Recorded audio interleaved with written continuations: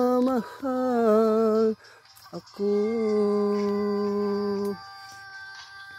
Ganda ng sonata nila yan, mga napabunot na. Bilis pala magbunot, akala ko matagal na. Ngayon lang kasi ang makakita na nagbubunot. Pagbunot ng kahoy. Bunot pala.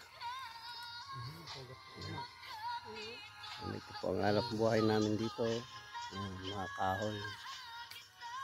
Pagkatapos yan, hiwalay yung bigas niya. Tapos tatagta rin bago isako.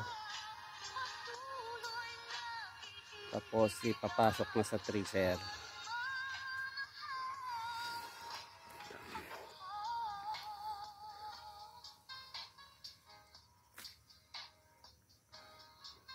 Buhay namin dito.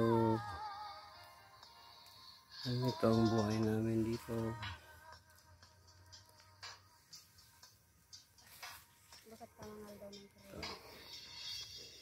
Baka hanggang ano lang kami, alas 9 kasi mainit. Alas 9. Mainit kasi, parang hindi ko kaya. Oh.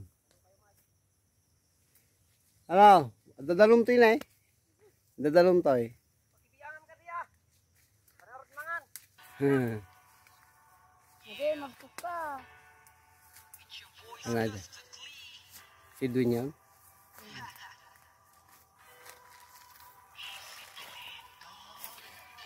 Ay, nakapa na.